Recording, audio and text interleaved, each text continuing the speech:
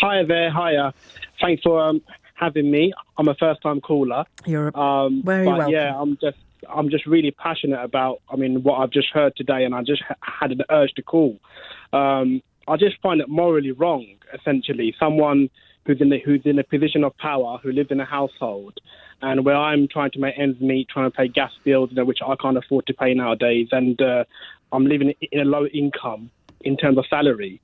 And, he very well knows the impact of the tax implication that he's going to hike up now, and everything to go with it. At the same time, he lives in a house where, his wife, I know it's his wife, but at the same time, he knows that she ain't paying taxes, She's got that non-dom status. But that's automatically, again, this is from my interview with Dan Needle, that is automatically conferred on anyone who is born abroad but comes to live here. That, but then she does have to choose to make use of it. Correct. Yeah. I understand that. But the point is that he fully well knows his position of power and how it looks to us as a general public, And we are really struggling at this time from COVID and everything, the pandemic. It's been such a hard 3 years for us, everyone across the country. Every single person has to pay additional taxes right now, is really struggling to pay. And if we had the means, we are more than happy to pay taxes. But the point is, right now, we are all really struggling with all the hikes. With the gas prices going up and everything. It's such a hard time for us. And right now, we have a chancellor of the Exchequer living in a household where he fully well knows that he doesn't have to live. He doesn't have to live those sort of challenges that we are facing right now. And that's what just hurts me so much, about this. The difficulty here, and I'm really trying to be as scrupulously fair as I can here.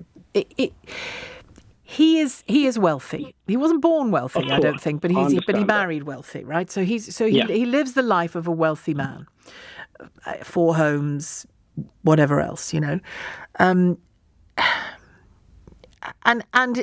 that's bound to clash sometimes politically with moments like this when hard decisions are being made. That for 70 million people, hard decisions are being made, not just for one individual. And so I don't think we can assume that a person who is rich cannot also be a good chancellor or make decent decisions about, useful and good sort of wholesale decisions about a population. Because those are very different things, aren't they? Being a well-off individual and just a job of being a chancellor. They're two very different things. So there's that to try to be fair. There's that to it. Yeah. The problem I have is that he does know, inevitably he knows, that his wife has taken a decision to save herself, in all likelihood, millions of pounds of tax in this country. Yeah. Because of choosing to be taxed in India on those assets. Yeah. Millions of pounds.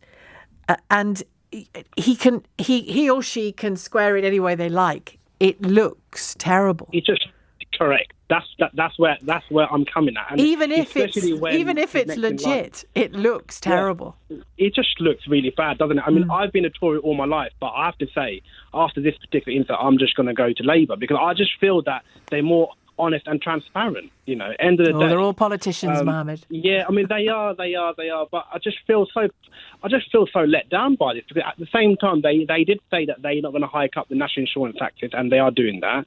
They did say that they're going to work for the working class, but they quite frankly not.